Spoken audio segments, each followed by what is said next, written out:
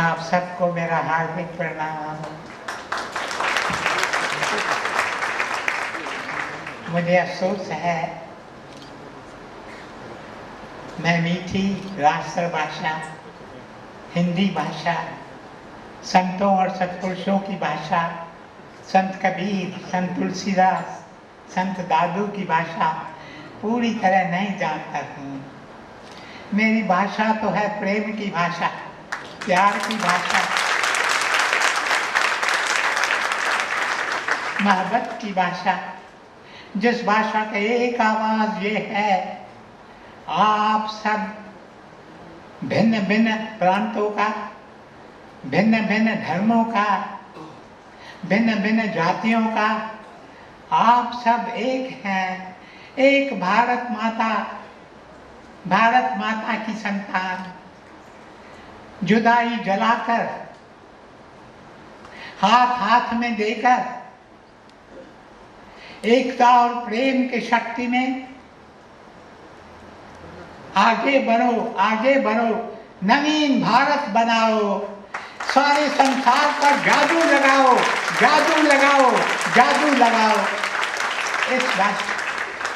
इस भाषा में, प्रेम और प्यार और मोहब्बत की भाषा में दो चार शब्द मैं आपके चरणों में रखने चाहता हूँ। मेरा पहला शब्द है शुक्रगुजारी का शब्द। मैं बहुत आभारी हूँ ऑनरेबल श्री नरेंद्र मोदी जी का।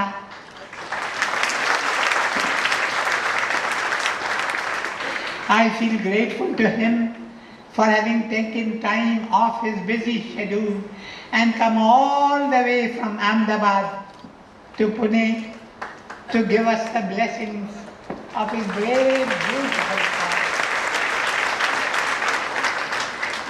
He has just inaugurated our Dada Vaswani Nursing College. There is lack of good nurses in the Dada Vaswani Nursing College, and humble effort is being made to train nurses to treat every patient as a picture of God, to serve the patients with sincerity and love is truly to worship God. Friends, I am told that when he was young, Shri Narendra Modi wanted to become a sannyasi. He is a sannyasi at heart. He is a teetotaler. He doesn't drink. He doesn't smoke. He is a vegetarian. He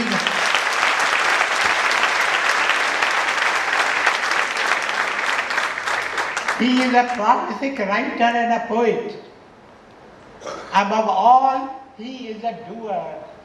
It was James Oliver who said, "The world is blessed not by men who talk of doing things, but the world is blessed by men who do things."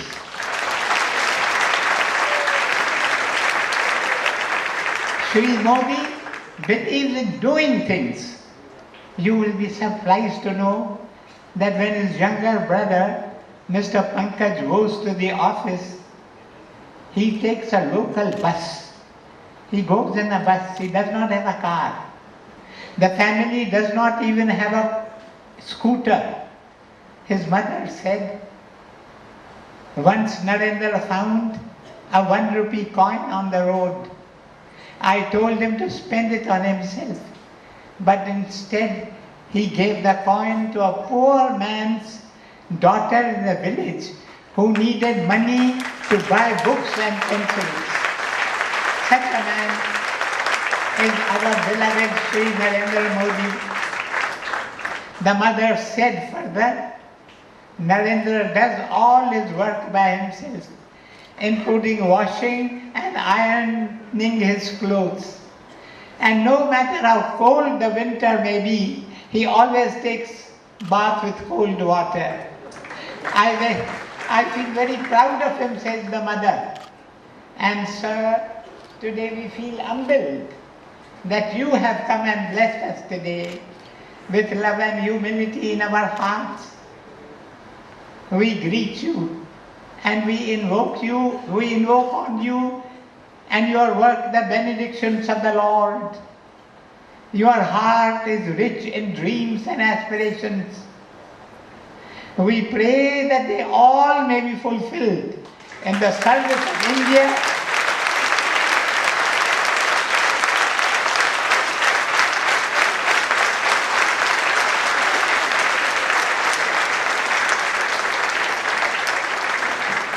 in the service of India, the mother, and India's teeming millions.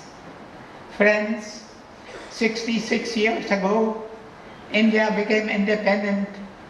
The winds of the Spirit swept over the nations, and the voice went forth, let India be free, and India became free.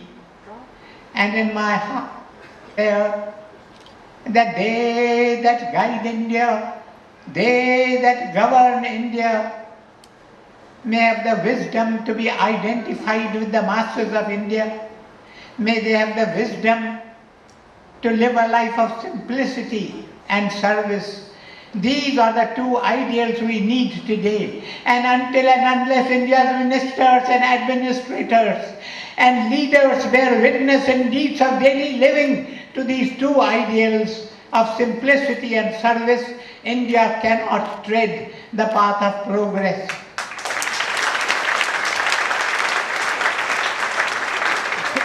The great task that lies ahead of us is that of building a new Indian nation, a nation of the truly strong, a nation of the truly free.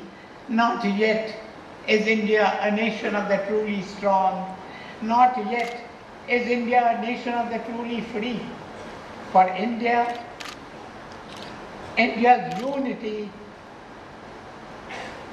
is sacrificed by the spirit of parochialism and provincialism and casteism. And India still walks the way of imitation. All imitation is weakness. All imitation is emasculation. India does not have the strength to press on to a new dynamic mast of her own genius, her eternal destiny. And India is not a land of the truly free. For millions of our countrymen do not have a roof under which to hide their heads in the cold of wintry nights. Millions of our countrymen do not get 2 full meals a day. Millions of our countrymen do not get medical aid. Millions of our children do not get primary education. India is not yet a land of the truly free. What we need today, what is it that builds a nation? Not money, not any other thing. What builds a nation is character. I believe that the one piteous, the one urgent need of today is men and women of character. Men and women whom the lust of office will not betray. Men and women whom the gains of office will not lead astray. Men and women who will not scramble for power or position or office, but will use all their power in a spirit of humility in the service of India's teeming millions. Here is one of them.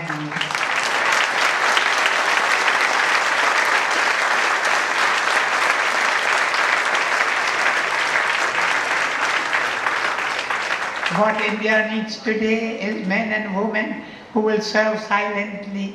It is the Shakti of silent service that India needs today. Today in our public life, alas, there is so much of noise.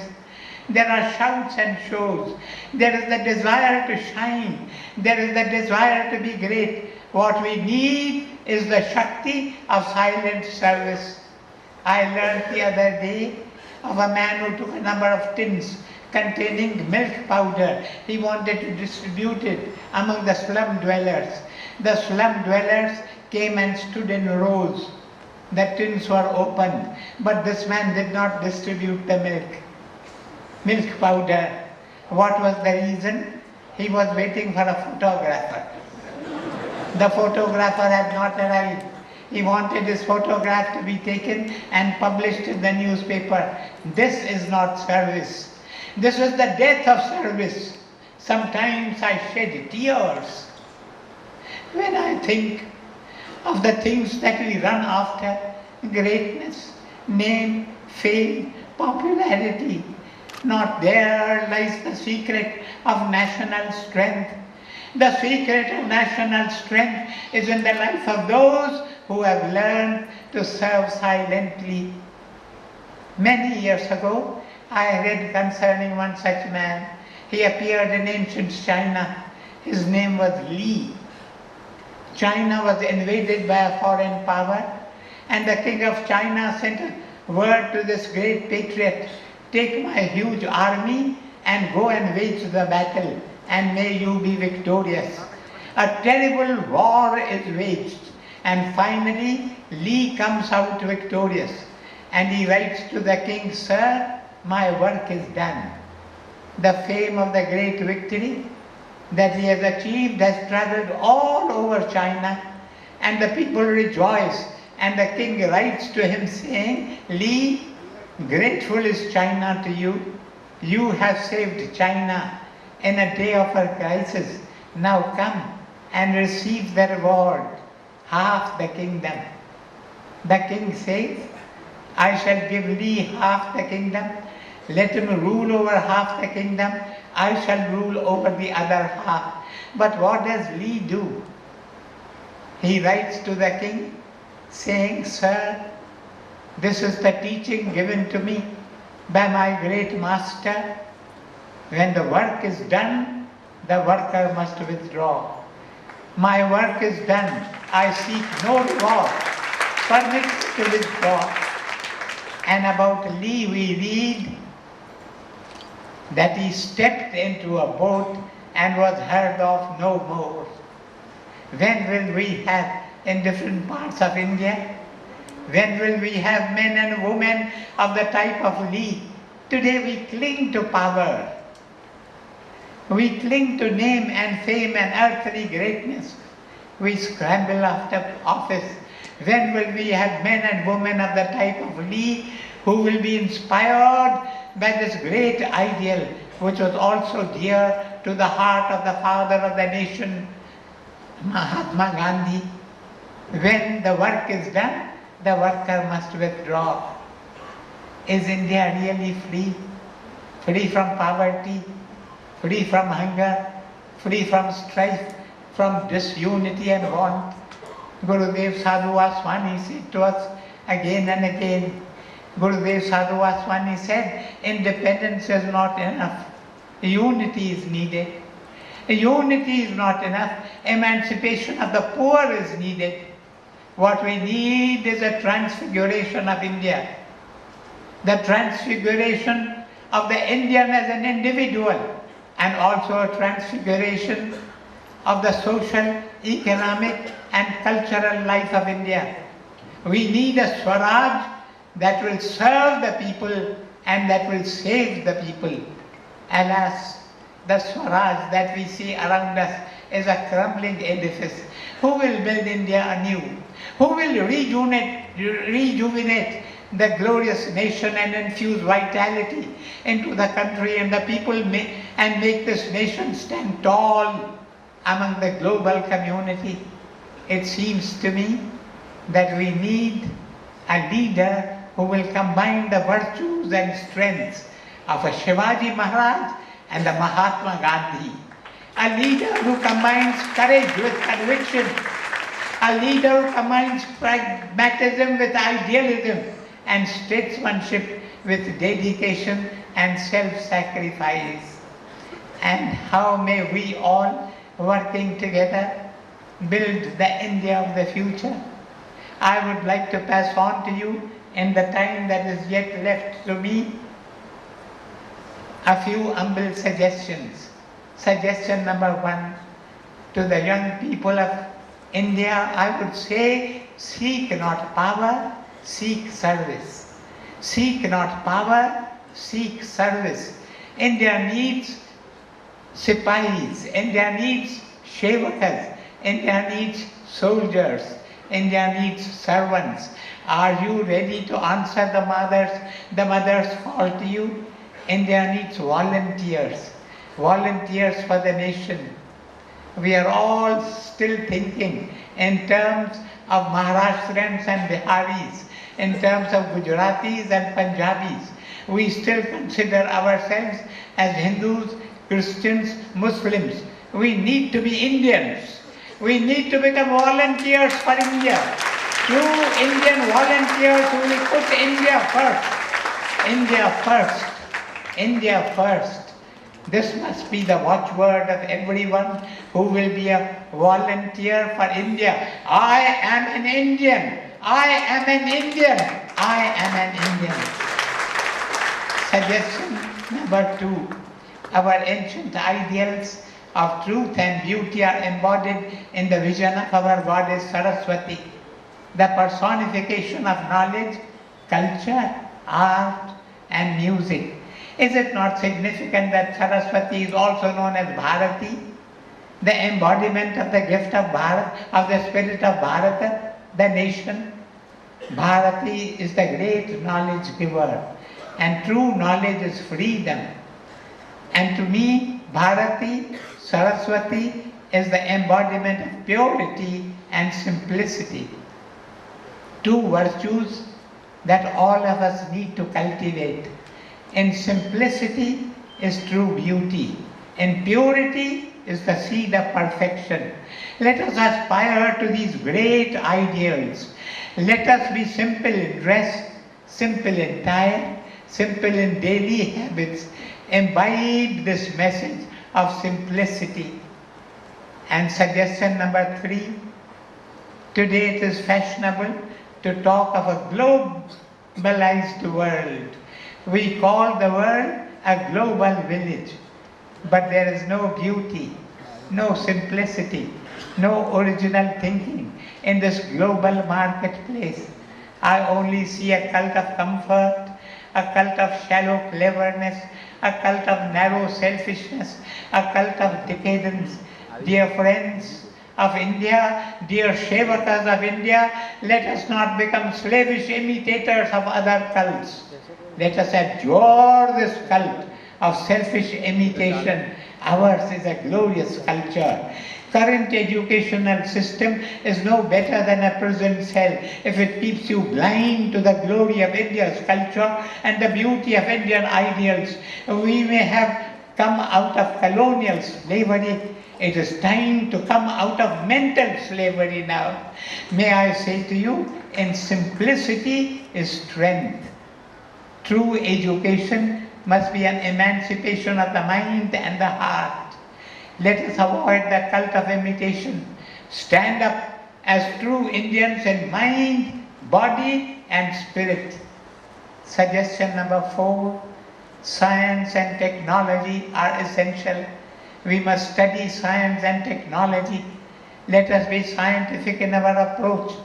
But let us ask ourselves, what is it to be scientific? In science you study how to control matter. But far superior to control over matter is control over the mind, control over the self.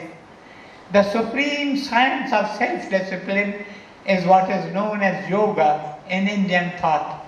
The science of yoga teaches us to control the mind and the will, not for the purpose of aggression and violence, but for the purpose of service and sacrifice. The chaos and confusion that we see everywhere around us will disappear like mist before the morning sun when we learn to practice the science of self-control. I am reminded of an amusing incident in the life of the great Russian leader Maxim Gorky. One day he addressed a rally of peasants and spoke to them concerning the benefits of science. He said, look what science has done for you. Science has taught you how to fly in the air like a bird, and science has taught you how to dive into the depths of an ocean like a fish. Then it is that a simple peasant gets up and says to him, "Sir, what you say is only too true. Science has taught us how to fly in the air like a bird, and science has taught us how to dive into the depths of the ocean like a fish. But science has not taught us how to live on earth in peace and amity with his fellow men." This is what science has not taught us. Why? Because science has not taught us how to awaken our hearts, how to illuminate our hearts. It is awakened hearts that is needed. Friends, science, it is true, has taught us how to reach the moon and walk in space. But science has not taught us how to conquer ourselves. For this we need Atma Vidya. We need science of the spirit. I was moved when I read in the newspaper one day, in big type, India leads the nations. But underneath, in small type, were written the words, India leads, but in corruption, it is number one in the whole world. I shudder to think, what will happen to India if India moves along this path? Someone said to me that out of every rupee that is set apart to be spent on the service of the poor people of this country, only 10 paise actually reaches the pockets of the poor. This is what corruption does to us. It destroys the soul of this country, which brings me to the next point that I wish to make today. Suggestion number 5, focus on the poor people. Focus on the farmer, the laborer, the homeless and the illiterate. Anything that does not benefit them cannot benefit a country in the long run. Sympathy, service and sacrifice must take the place of self-interest if we wish to be India's volunteers, India's Shevakas.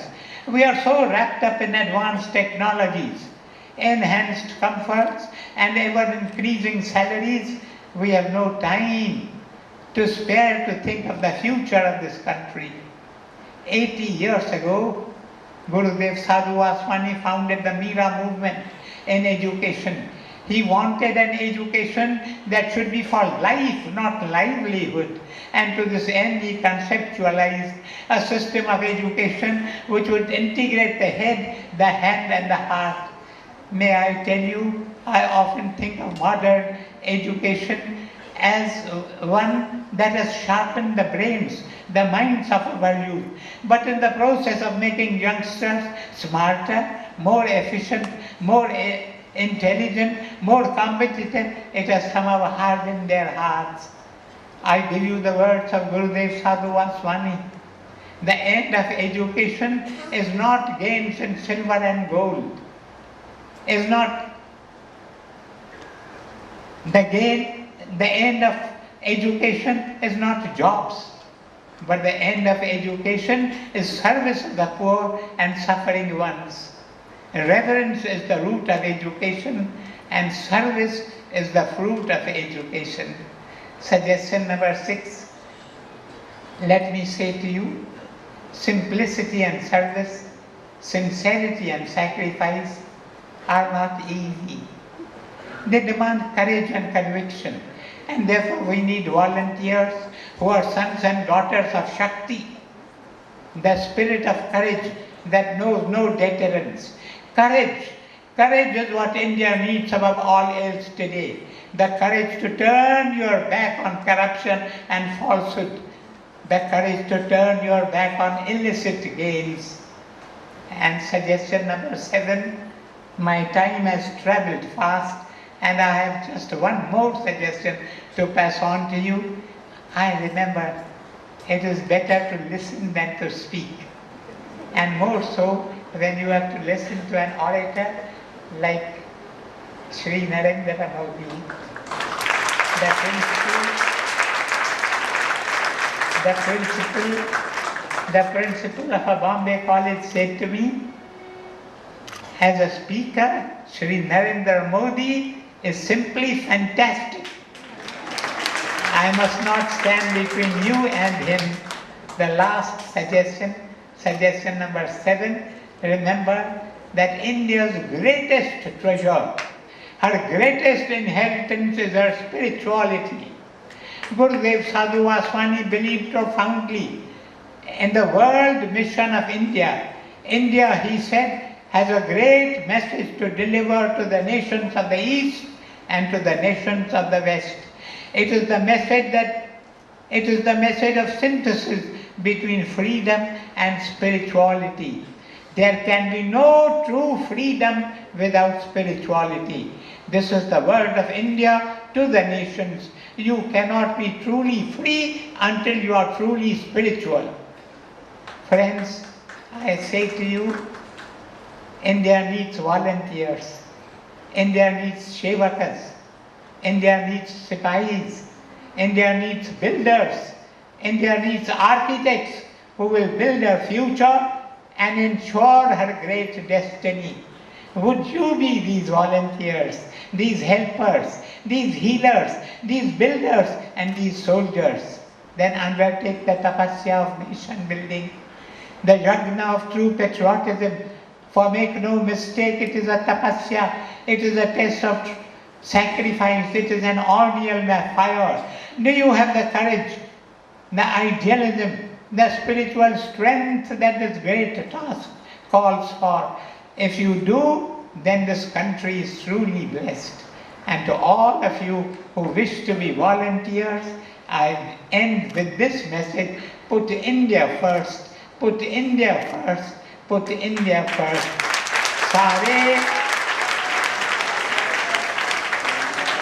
सारे जहान से अच्छा है हिंदुस्तान हमारा, हम बुलबुलें हैं उसकी, वो गुलिस्तान हमारा।